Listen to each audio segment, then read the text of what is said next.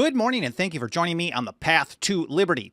It's Monday, September 20th, 2021, and yesterday in history, on September 19th, 1796, George Washington published his famous farewell address. So on this episode, I want to briefly highlight his warning and almost, I guess, prediction, we can call it, about the danger of factions and how they lead to a complete and total despotism. I think Washington nailed it. And we often look to him when it comes to factions, or James Madison.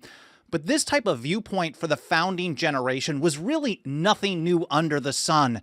There are many, many years of that. We can go all the way back, and I want to highlight some similar warnings going all the way back to the 1740s with Thomas Gordon of Cato's Letters, plus some older writings in the 1750s and 60s from Benjamin Franklin, John Adams, and then we can move forward more to the ratification of the Constitution and beyond to people like Otis Warren, Thomas Jefferson, and others. I think you'll find this very interesting. But first of all, before getting to that, my name is Michael Bolden.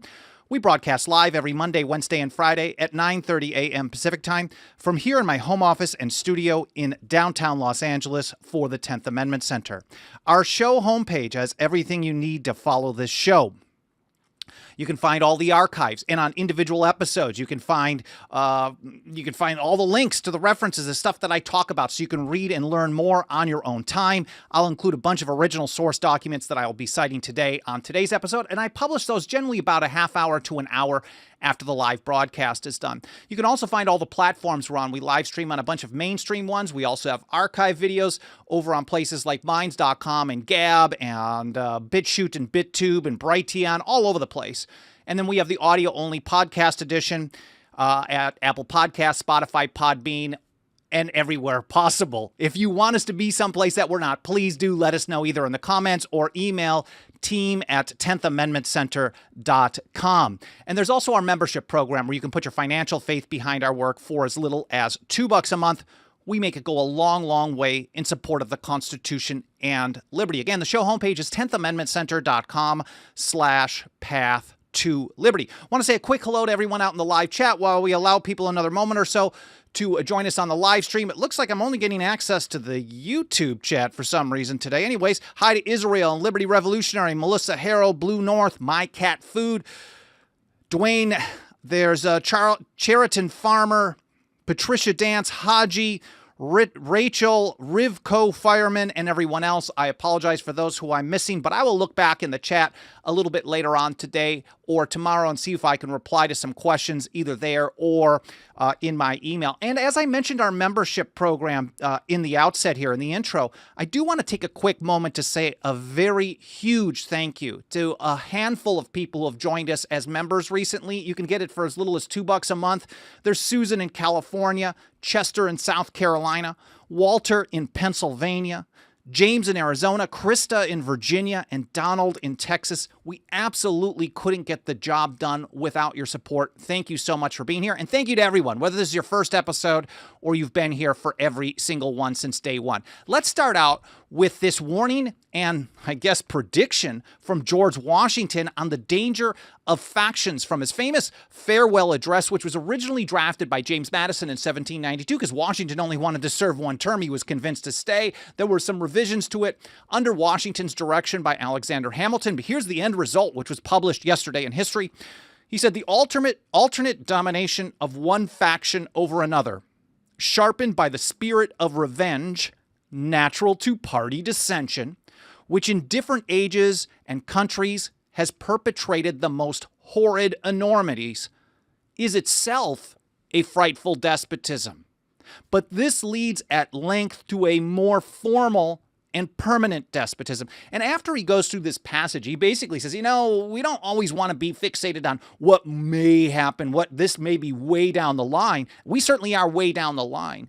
And our way down the line in the future sure looks like a pretty good call by George Washington, Madison, and I guess even Hamilton as well.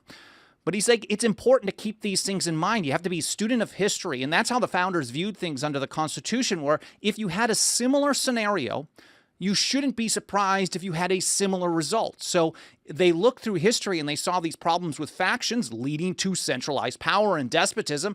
Why wouldn't it happen again if you had more factions fighting amongst each other as Washington described here going forward. He goes on, he says, this is how you get the permanent despotism, a formal one. The disorders and miseries which result gradually incline the minds of men to seek security and repose in the absolute power of an individual. And sooner or later, the chief of some prevailing faction, more able or more fortunate than his competitors, turns this disposition to the purposes of his own elevation on the ruins of public liberty. The ruins of public liberty, without a doubt, right? And that's really much of what we're experiencing today. We're watching this play out right now. But of course, as I mentioned, George Washington was far from alone. Here's James Madison in Federalist number 10 arguing for ratification of the Constitution. This is how he described a faction. He says, by a faction, I understand a number of citizens, whether amounting to a majority or minority of the whole, who are united and actuated by some common impulse of passion or of interest, adverse to the rights of other citizens or to the permanent and aggregate interests of the communities. That's how James Madison described that in Federalist number 10. And here's Mercy Otis Warren in her famous, or very well known at least at the time, it was so good and so respected at the time, her History of the American Revolution, that Thomas Jefferson ordered it when it was published for all of his cabinet to read. This is History of the Rise, Progress, and Termination of the American Revolution in volume 2. And she's describing almost the same thing. The muse of the American Revolution, we can call her. She said, there is a propensity in mankind to enlist themselves under the authority of names and to adopt the opinions of men of celebrity. It's almost like she's writing about what we are doing as a society. Not we as in you and I guess who is this we anyways, but people in general do this. They find some team leader, especially in politics, that they love, and all of a sudden, anything that they may have stood for before is bad. And we'll get to Cato's warning on this, which is in more detail in just a moment. So they adopt the opinions of men of celebrity more from the fashion of the times than from the convictions of reason. So she's talking about factions, adherence to party over principle, something which has plagued humanity for ages. She says, thus, with the borrowed language of their chieftain, they impose upon themselves until they think his opinions are their own, and are often wrought up to such a fierce spirit of contention that they appear ready to defend them in all the cruel modes of the savage, who is seldom actuated by motives of candor and forgiveness of injuries. So Mercy Otis Warren describing something in human nature that the entire founding generation understood so well, that people would attach themselves to great leaders, big names, famous people, people of celebrity, even at the time of the revolution and before, to factions. And they absorb those views of their own. They throw away their own principles in order to be attached to their faction. She went on and she said, both history and experience have proved that when party feuds have thus divided a nation, urbanity and benevolence are laid aside. Maybe we should have paid a little bit more attention to what she warned about, but I guess, well, no time like the present, right? Madison, Washington, Warren, they were far from alone on this. We're going to go all the way back to 1744. Here's how Mike Meharry put it in an article that we published yesterday on the anniversary of Washington's farewell address. He says, but this wariness of political faction wasn't a product of the founding generation. In fact, it even predates the American Revolution, and we're getting to Thomas Gordon. He was one of the authors of Cato's Letters. He also published the works of Roman historian Sallust into English and published them in 1744. And in his work, studying the Romans, studying that ancient republic, I guess not really a model civilization, but it led him to conclude that the spirit of party, Mike writes, had undermined Roman liberties. He went on to draw parallels between the Roman experience and modern English politics. And this is just what the founding generation did. They always looked to history. You can see so much discussion in the ratification debates, even the Philadelphia Convention, on the old republics, the ancient ones, because again, they wanted to study history to understand how things play out when certain situations were met.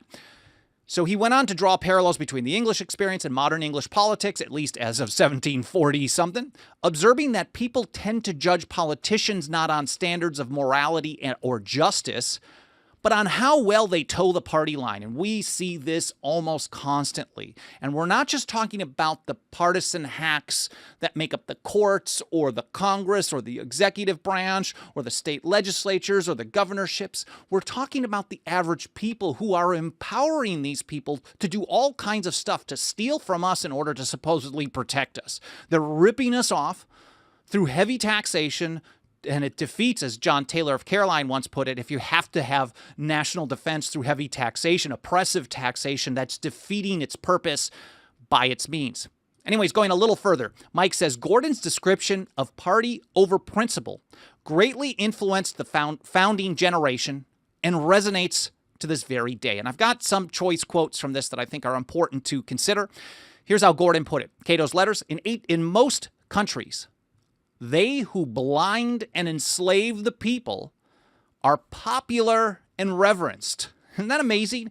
The people who are actually destroying people's liberties have a great deal of popularity. Now, these days, it's become basically, for my math is going to be bad, but it's about half and half.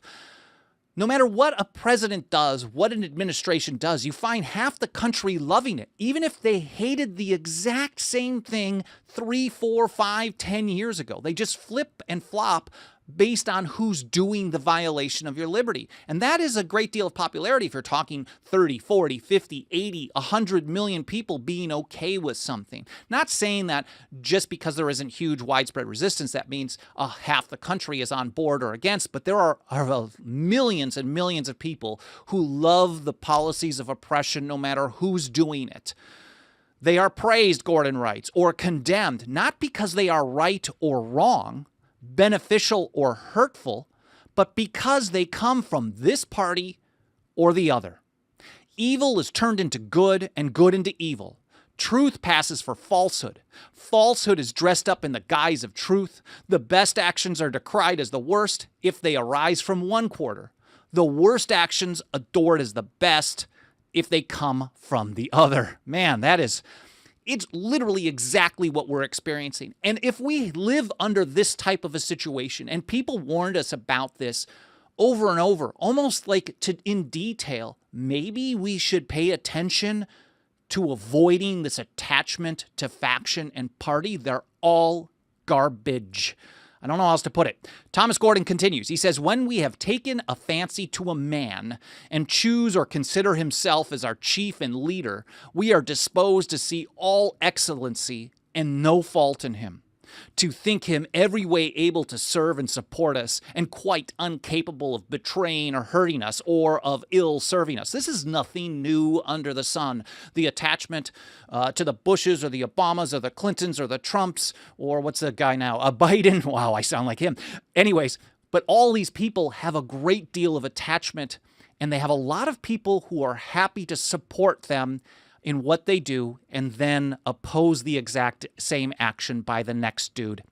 Party principles, Gordon wrote, are therefore substituted for moral principles. People give up their morals in order to be attached to a team. He says, from this spirit, this baneful and pestilent spirit of party, the ablest and best men are often precluded from the service of their country. Think Ron Paul. The weakest, the worst, and most contemptible employed in its service. Think people, just basically almost all of them. And the best men are often forced from that service to make room for the worst. And that was Thomas Gordon, Cato's Letters, 1744. I don't think he published this as Cato. I'm not 100% certain, but I will link to this in the show notes. We can all read through it in context. I've got this brief section on party over principle from libertyfund.org and, of course, Washington's Farewell Address. But here's some other quotes that came early on from founders and old revolutionaries that I thought were really, really interesting. Here's Benjamin Franklin in Poor Richard's Almanac. This was an annual publication, and each month he had a series of quotes, witty sayings, very Benjamin Franklin-esque. And here's how he put it in 1753. 1753, Benjamin Franklin, the first American, puts it this way: ignorance leads men into a party, and shame. And he highlighted, if you read the original, you can actually see how he put shame in italics or bold. He highlighted shame. He's focusing on the fact that, like, okay, we all make ignorant choices. We all make bad choices, but we learn from them. And once people learn from this bad choice, they're ashamed that they made the bad choice and afraid to get out. So again, the full quote here, without me blabbing over it: ignorance leads men into a party, wrote Benjamin Franklin, and shame keeps them from getting out again. Or here's John Adams. This is one of the first quotes I ever remembered before I really understood what I was doing, and I still am probably learning quite a bit.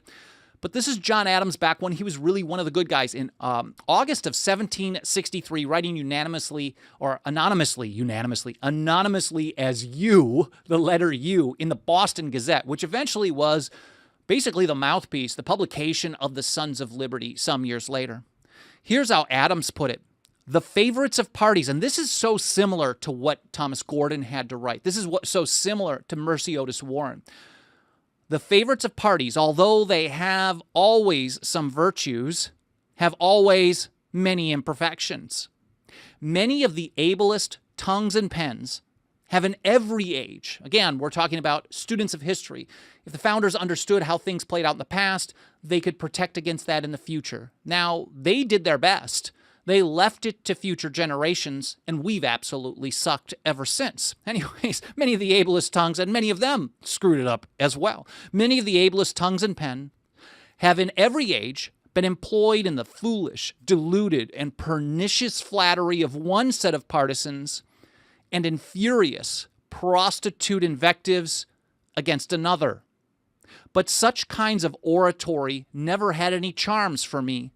And if I must do one or the other, wrote John Adams, I would quarrel with both parties and with every individual of each before I would subjugate my understanding or prostitute my tongue or pen to either. I love how they really just did not pull any punches. If you're just doing if you're acting as a mouthpiece for a political team or a politician or something, you're prostituting your tongue, pen, or whatever to those people. Because even once they get in power, we should know from John Adams himself, who once he got in power, he abused that power.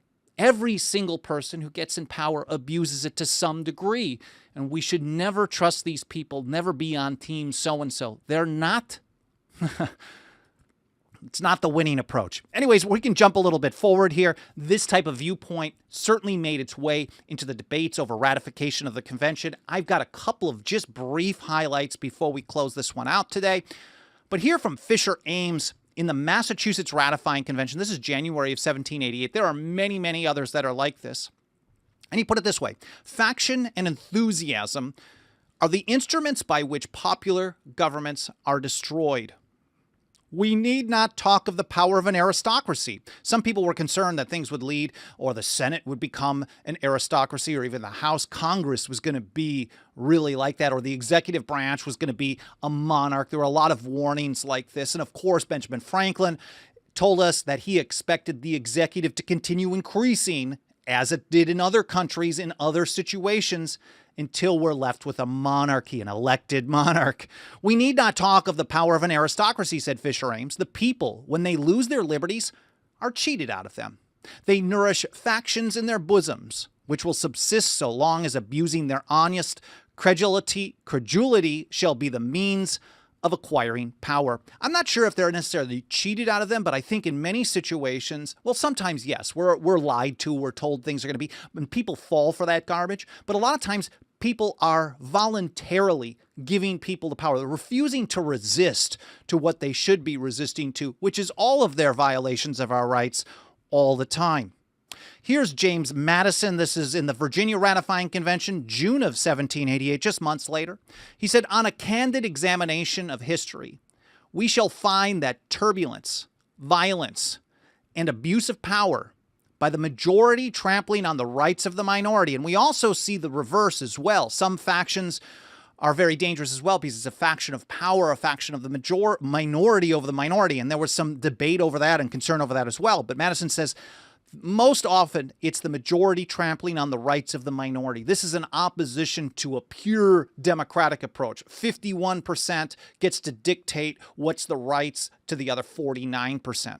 They have produced factions and commotions, wrote James Madison, or said James Madison. This was a speech in Virginia, which in republics have more frequently than any other cause produced despotism. So even though he saw war as the greatest threat to the public liberty some years later, he recognized that most of the time, whether it was a war power or any type of power, it developed factionalism, factions, and more than any other time throughout history resulted in despotism. Maybe it was Madison's influence that really got into George Washington's warning there in his farewell address. Here's Thomas Paine in his dissertation on the first principles of government in July of 1795. This entire dissertation is pretty awesome. We don't cover it enough, and maybe I should just do a full episode on it at some point. He said, in the absence of a constitution, men look entirely to party, and instead of principle governing party, party governs principle. And you can even have a written constitution, and if it's ignored all the time, you still have an absence of a constitution because the constitution isn't being followed. The people aren't demanding that it's followed. The politicians will never follow it because they don't give a damn about words on paper, and words on paper can't enforce themselves. It requires an active, engaged, involved citizenry who not only understands what the Constitution means, appreciates liberty, but knows how to defend it. And that means not relying on Team A versus Team B and vice versa and back and forth until all things are decided by the central government. And we live today under the largest government in the history of the world. Now, many people think that Thomas Jefferson was an anti-federalist, but in a letter of 1789 to Francis Hopkinson, he specifically said, no way, not a chance. I'm also not a Federalist. I am closer to the Federalist position, that he said, than the anti-Federalist. But, he said, if I could not go to heaven but with a party, I would not go there at all. Thomas Jefferson really hammered that home, and I think that sums it up really well for me. I'm going to take a look over in the live chat and see if there's any questions. Veritas said, so sad, but true. My cat food. This is such a great screen name, username. The mass psychology behind it all is fascinating. Mercy Otis Warren, I think, was just incredible on this. And I will link to that. You can see the two full volume set of her History of the Rise, Progress, and Termination of the American Revolution, which was published in 1803, but it was written over many years that she wrote this. And she was, of course, very much engaged in this. The muse of the American Revolution is what she was known as, or what we should know her as today. But she talked about this at length. And not only did she talk about this in regards to attachment to factions, to men of celebrity, but she talked about it in regards to obedience to unjust laws, obedience to government overreach. She talks about how people actually develop a comfort. They don't want to change their situation. It's a lot of work. You have to take risk to oppose things. But eventually, she says, once in a while, there's a flame of liberty that grows amongst an entire society, and it's not very common. And when it happens, then it happens. People get pushed to the edge. But that's a really good comment, and I think the mass psychology is a huge part of it. For many years, I remember thinking, God, I hate... This is back when I was a commie, and I think I started getting attached to like looking into other political organizations way back in the day, not only because I was raised in government schools, so I thought as a general rule that any single problem had to be dealt with by government, and what better way to do that than through communism? Government runs everything. But I was so disgusted by the fact of this left versus right, right versus left, back and forth, and in probably the early 90s or so, I started exploring other stuff. Unfortunately, I went into the wrong direction. Hopefully, I'm digging myself out of that hole finally, but I've certainly got a long way to go like we all do. We have a lot of growth. But this is really some kind of mass psychosis, this attachment to anything over principle, wavering principles that go back and forth depending on who does it. Liberty Revolutionary says, I see a flame of liberty growing in those not buying the government narrative. Yes, and I think, even though we can look to social media liberty, and I think many people do, as a serious problem, I think it's exposing something that's been underneath for a very long time. Obviously, this factional approach to everything is nothing new under the sun. If Thomas Gordon was warning about this in 1744 in his study of Roman history, the ancients and the founders from 1753, and there are probably some earlier ones, but Benjamin Franklin is the earliest one that I really am aware of, but that's really pretty far back, well before the Revolution was even considered. In fact, John Adams looks at 1761 as the beginning of the controversy. There was no real aggressive conflict, but the 1761, years before the beginning of the controversy with James Otis's argument against the writs of assistance that year against Great Britain. So this is old school stuff. And social media is like ripping off a Band-Aid because we're seeing people that we thought we respected over. And I know if you're like me, you see this happen over and over. See people that you think you respected for their opinions, even when you disagreed with them, opposing one thing in 2012, supporting it in 2016, opposing it in 2021, and vice versa. And those people are not to be trusted ever. Now, we will make alliances in our work here with factions because, of course, we want to get things done.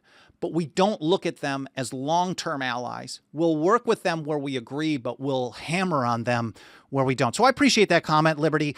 I'm sorry for the long-winded response.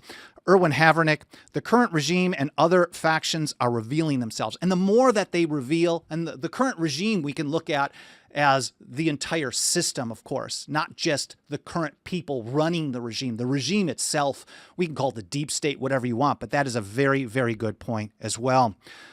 Richard Kramer, I love this.